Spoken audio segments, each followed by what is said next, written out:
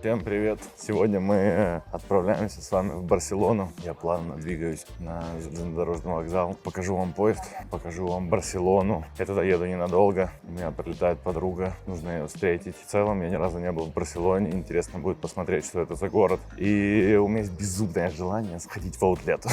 Мне сказали, что в Барселоне достаточно неплохой аутлет, поэтому немножечко прибарахлимся.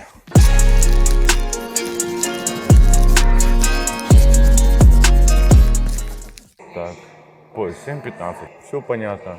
Написано Барселона, Сантос, 6А, 7:15. Я вам хотел рассказать то, что я взял сок и несколько булочек себе в дорожку, потому что я до этого уже катался на испанских поездах. Это был даже не поезд, это такая электричка. Там невозможно было взять ни воды, ни покушать. Я просто сидел в нем, сходил с ума, безумно хотел просто есть и пить. Поэтому я учусь на своих ошибках. Я запасся водой, запасся едой. Так, вот такой железнодорожный вокзал с такими вентиляторами. Интересно, здесь железнодорожные вокзалы, как аэропорты. У нас это немножко попроще выглядит. Так выглядит регистрация на посадку. Я очень сильно надеюсь на то, что поезда комфортные, и там есть кондиционер, и я смогу поспать, потому что ехать 5 часов.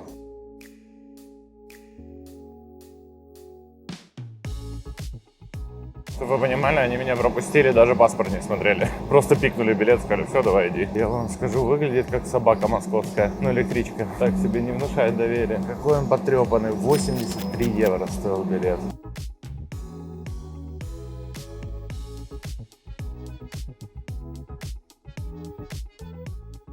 Если вдруг вам интересно мое мнение, но это явно не стоит 83 евро. Кондер есть, уже на этом спасибо.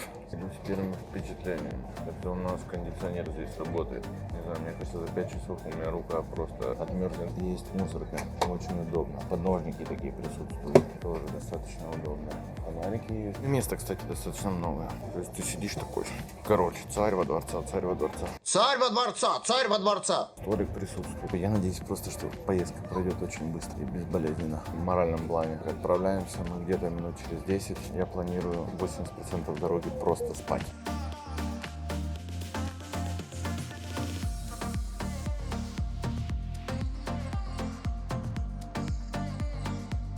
Я приехал в Барселону. Впечатление от поездки, честно скажу, это по причине того, что я доехал до Валенсии, вообще вопросов ноль, четко, нормально. Единственная была проблема, это что было холодно, потому что реально кондиционер дует люто. Я очень сильно надеюсь на то, что поезда комфортные, и там есть кондиционер. А в Валенсии, короче, ко мне подсел тип, я клянусь, он весил килограмм 350. И он сел вот так, и при учете, что я крупный, а он просто мамонт. И я сидел вот так зажатым, и это было максимально некомфортно. Но самое дискомфортное, что было в этой поездке, это холод. Реально прям было очень холодно. И так выглядит вокзал в Барселоне. Вообще у нас договоренность была, я как бы приехал в Барселону встречать свою подругу. У нас рейсы так совпадали, что она должна была прилететь в 6 утра, а я должен был как раз вот приехать в 12, как я и приехал. Но у нее задержали все возможные рейсы, и мы с ней списались в момент, когда поезд припарковался, у нее приземлился самолет. И поэтому сейчас мы будем ловиться уже где-то в Барселоне. Воздух такой же, как и во всей Испании в целом. Такая же жара. Ничего нового. Такси, кстати, прикольно выглядит. Я не видел таких такси еще в Испании. Просто черно-желтые. Я считаю, что черный и желтый это самые расцветки. Я по Барсе еще нагуляюсь, напоказываю вам всего интересного. Сейчас мне надо разобраться, как добраться до гостишки и заселиться. Поэтому все, на связном.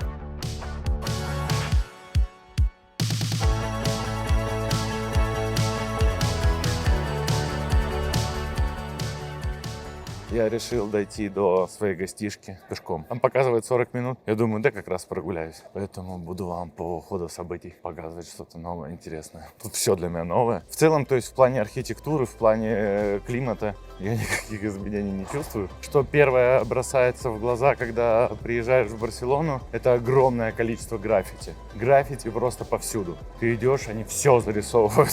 Вот здание просто, наверное, недавно построили, поэтому его еще не обрисовали. А так здесь обрисовано вообще абсолютно все. Нет свободного места. Хотел бы понять вот тему языка. Насколько сильно мне не хватает знания языка. Ко мне за время моего проживания в Испании очень часто подходят люди, и они хотят о чем-то пообщаться. А я стою и не могу двух слов связать. И это, конечно, очень сильно напрягает. Потому что я, допустим, очень социальный человек, для меня очень важно общение. У меня не получается коммуницировать с людьми. И меня это очень сильно раздражает. Но и является все равно стимулом для того, чтобы учить язык. Когда ты живешь в России, ты не чувствуешь, что тебе нужен язык. Ты думаешь, что вот где-то там на нем общаются, мне он не пригодится. Но жизнь все равно складывается таким образом, что язык для тебя инструмент взаимодействия с миром. Я хочу вам порекомендовать всем максимально активно начать изучать языки. Хотя бы базу выучить английского, потому что она пригодится. Учите язык, и он даст свои плоды при любом раскладе.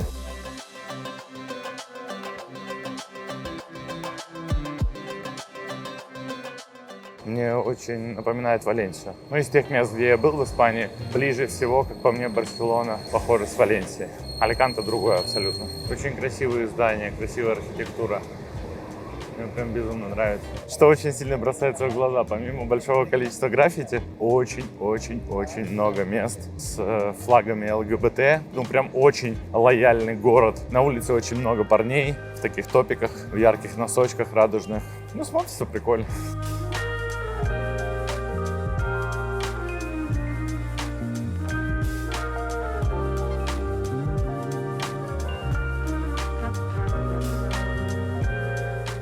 Сколько здесь классных магазинчиков, шоурумов, ориентированных вообще на любой вкус и аромат. Много моих друзей и знакомых оценили бы такой магазинчик. Ой-ой-ой, сюда надо будет залететь. Я тут точно себе очечки какие-то зацеплю. Я буду королем всех рейвов. Какая же улица, я просто в восторге. Тут и винильчик вот можно зацепить, просто песенка. Так, ладно, я здесь еще поброжу, много всего интересного.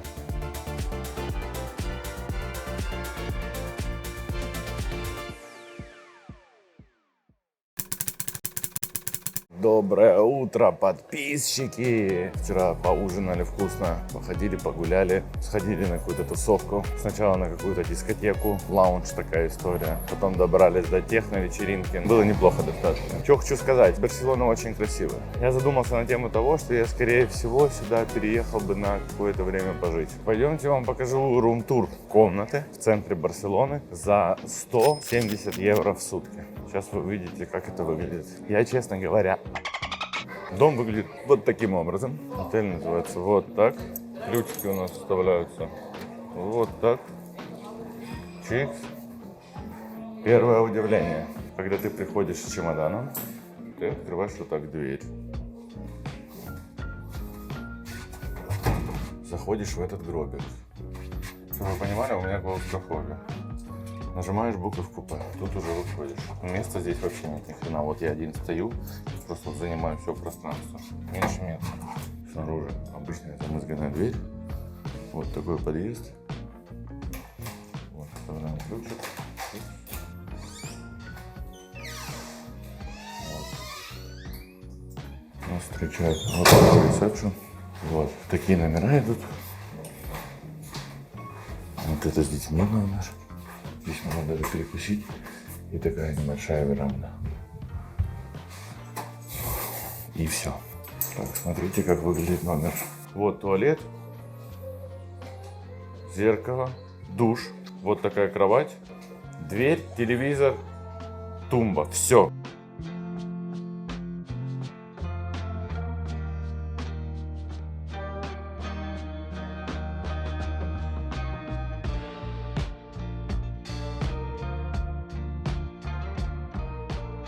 Так, мы сейчас идем на завтрак на набережную и потом идем по самому основному туристическому маршруту Барселоны. Нужно посмотреть максимальное количество достопримечательностей. Нужно взять билет обратно в Аликанте, потому что вчера он, оказывается, не был куплен. Было вчера очень сильное состояние алкогольного опьянения.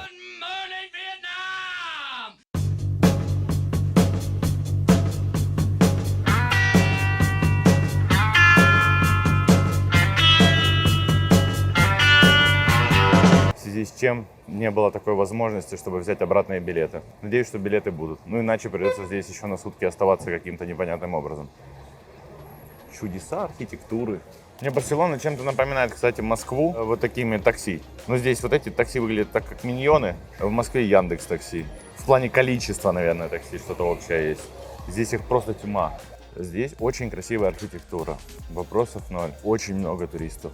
Безумное количество туристов. Классные антуражные улочки. Классный такой вайб. Очень много бомжей. Прям безумное количество бомжей. Афроамериканцев причем.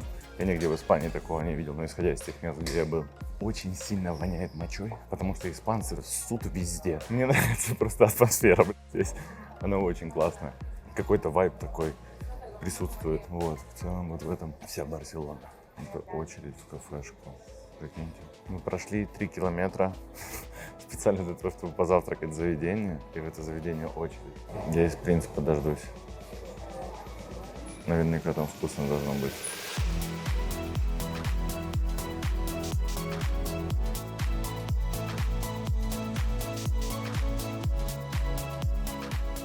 Был очень вкусный завтрак, но я переел. Невозможно просто съесть тот объем, который мы заказали. Сейчас двигаемся в сторону порта. Там что-то красивое и интересное должно быть. А после идем на Саграда де Фамилия. Это самая, как я понял, основная достопримечательность Барселоны, где как раз у всех воруют сумочки.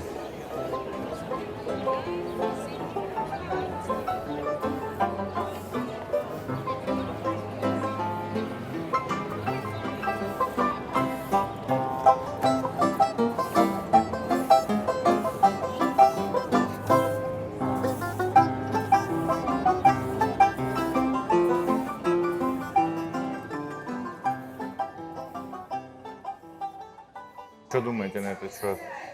Нужны новые очки. Вай, блин. Вот они мне идут. Да? Божечки, кошечки.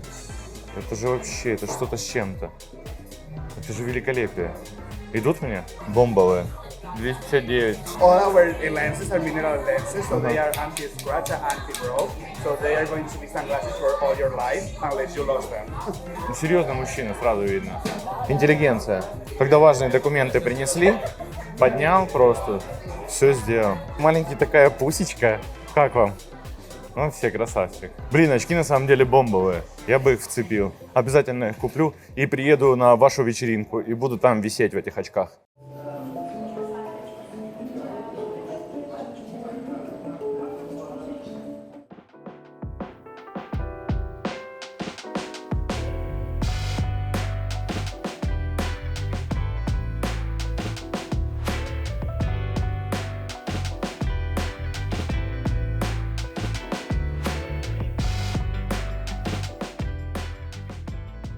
Вот видите автобус. Когда приезжаете в новый город, либо в новую страну, обязательно берите экскурсии на таком автобусе и катайтесь по 8 часов. Очень полезно для здоровья на солнце кататься 8 часов без шапок и просто слушать эту тягомотину. Это гораздо лучше, чем просто ходить и наслаждаться видами, краевидами.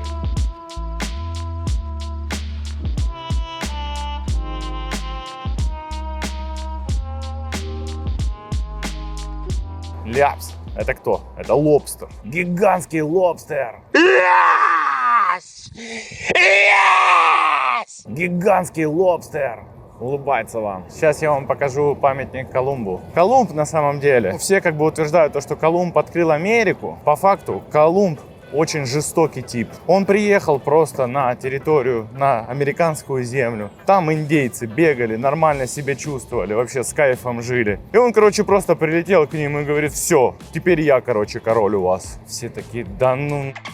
Он такой: да, все, я король. И все, оставил там несколько кораблей своих. Если я не ошибаюсь, первый раз, когда Колумб попал на территорию Америки, то у него был там флот, буквально 4 или 5 кораблей. 2 корабля, они тупо были непригодны к возвращению обратно. И он, получается, оставил их там, сделал племя и говорит: все, теперь они тут руководят банкетом. Все такие: ну ладно, что там же бегали все. И все. Короче, он их оставил, возвращается обратно. Взял с собой несколько экспонатов в тот момент, как рабов. Вот, привез их сюда, в Испанию. И говорит: смотрите, там какие есть типы. И все, и король Испании, он, короче, дает ему уже флотилию 21 корабль. И все, и он плывет и начинает там кошмарить народ. Но это насколько я знаю, я могу ошибаться, честно говоря. Вот, и Колумба почитают. Есть 2 места в мире, где сохранены останки Колумба. Одни утверждают то, что могила Колумба якобы находится в Испании. Другие утверждают то, что могила Колумба находится на территории Доминиканской Республики. Где правда, где ложь, пишите в комментариях. Вот Колумб. Он показывает: пацаны, туда газуем, там всех будем топить. Честно говоря, очень сильно этот памятник напоминает памятник Петру, который находится в Москве. Изначально памятник Петру Первому был построен, и он находился в Питере. А в Питере сказали, нам этот памятник не нужен, он вы увидели? Просто бронзовая огромная статуя, ничего не символизирующая. Вот памятник Колумбу очень сильно похож на нее. Но воспринимается, конечно, по-другому, типа Барселона. Я думаю, это очень сильно влияет атмосфера. Просто они воткнули в парке Горького его ни к селу, ни к городу. Просто стоит эта огромная бандурина, неэстетичная. А здесь как будто эстетично, когда он возле моря, и оно выглядит как бы прикольно. Он указывает в сторону Атлантического океана. О, там стоят лайнеры большие. Ну, плохо, наверное, видно. Круизные лайнеры. Кстати, из Испании круизные лайнеры отправляются в основном из Барселоны. Мне, кстати, интересно было бы, кто ходил хоть раз на круизном лайнере, напишите в комментариях, как вам экспириенс, потому что у меня есть желание попробовать буквально на недельку прокатиться там по побережью Италии, Франции. Мне кажется, это интересно. Ну, все, с кем я общался, говорят, типа, интересно, прикольный такой опыт, но больше недели, типа, не вариант, начинает поднадоедать.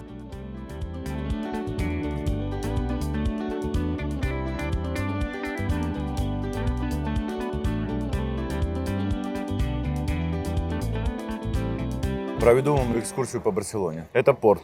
Однажды, давным-давно, Колумб построил свой первый корабль и отправился на нем в Марокко. Он приплывает в Марокко, значит. Ему говорят, ты приперся. Он говорит, апельсины все у вас здесь заберу, увезу в Испанию. Они говорят, давай, теряйся. Он сжег все их поселения, забрал деревья, перевез их сюда, значит. Приплыл в Америку и говорит, так, кто у вас тут президент? Они говорят, у нас нет президента. Мы так с перьями тут бегаем на конях и все. Больше ничем не занимаемся. Он говорит, все, теперь я президент. Он говорит, теперь я президент, потом будут у вас 2 раза Буши, потом будет Байден. Вот они такие, кто такой Буш, кто такой Байден? Ну такие, с тобой. Тебя хотя бы знаем, ладно, будешь ты у нас президентом. И все, вот так вот оно и случилось, понимаете? Так, дальше, вот Колумб. Видите, он вам показывает, вот туда, видите? Это дорога, это Олимпийские кольца, это аквапарк. Там был самый первый аквапарк в мире, был в Барселоне, вот в этом здании. Это вышка. На этой вышке еще давным-давно стояли вот так вот. Вот так вот, вот так вот, вот так вот, вот так вот. Испанские матросы и высматривали Колумба, когда он вернется с апельсиновыми деревьями. И били в колокол.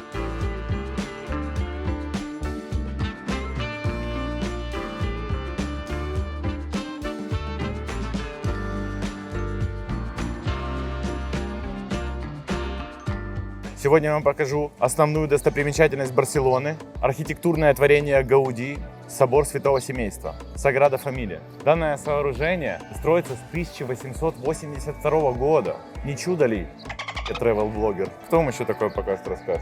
Честно говоря, если вдруг вам интересно мое мнение, на фотках в Инстаграм оно выглядит гораздо лучше, чем в жизни. 100% фотошопят все. Потому что в жизни выглядит прикольное здание и все. Ну, у меня прям такого вау-эффекта нет, честно говоря. Я больше был в восторге, например, от Колизея в Риме. Хотя это абсолютно разные сооружения. Но, возможно, если погрузиться больше в историческую составляющую этого собора, поинтереснее будет восприниматься. В общем, каждый из куполов что-то символизирует, типа там силу, честь, наверное, отвага. Прикольно, но не вау, честно.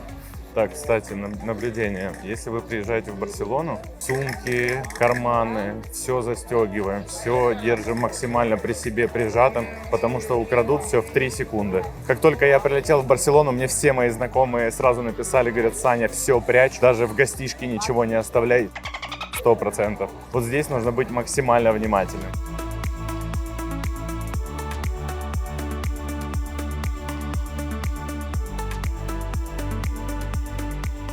Итак, наша поездка по Барселоне подошла к концу. 2-дневный трип с 1 ночью обходится нам вот в такую сумму. Примерно просто пробегусь по затратам. Дорога из Аликанте в Барселону у нас получается 83 евро. Обратно столько же, считайте. Апарты. Отвратительные, но слава богу, что они в центре. 170 евро. Просто что-то где-то перекусить. Ну, в среднем получается, допустим, рестик около 50 евро. 35 до 50. Это я вам говорю расчет, исходя из того, что вы вдвоем. Касаемо моих затрат. Я потратил много денег на шмотки, потому что я решил прибарахлиться. Я купил себе несколько футболок футболочек, шортиков и прочего, это обошлось мне около 500 евро. Касаемо такси. Такси в Барселоне, средний ценник, ну по городу кататься там ориентировочно 3-4 километра, выходит около 15 евро, от 15 до 30. Клубы. Я посетил 2 клуба, ну по своей глупости я посетил 2 клуба, планировал один. Стоимость прохода в клуб стоит 25 евро на человека. Итого, если вы вдвоем считаете 50, в среднем стоимость одного коктейля, ну допустим там, джин-тоника стоит 15 евро, и того уже прикидывать, какие у вас затраты. Итого, средняя поездочка у нас получается по Барселоне на 2 человек вам выходит на 2 дня около 700 евро. Это без шмоток. В общем, не бюджетно. Но это мы говорим о сезоне. Но Барселона прекрасный город. Я понимаю, что я сюда обязательно вернусь. Здесь очень много красивых мест, которые я хочу еще обязательно посетить. Я хотел бы от вас получить обратную связь. Для меня очень важно, чтобы вы написали, что показывать, о чем рассказывать, что вам интересно было бы увидеть. Потому что я глобально показываю просто, вот я тут, я пью, я ем. Я понимаю, что многим это не интересно. Может быть, вам интересно показывать какую-то более внутреннюю кухню. Понимаю, что для многих, например, интересна затратная часть, там, юридическая составляющая нахождения там за границей, в частности, там, в Испании, в Европе. Поэтому очень важно, чтобы вы дали обратную связь. Не забывайте писать комментарии, лайки, подписки. Это все приветствуется. И все. Пока.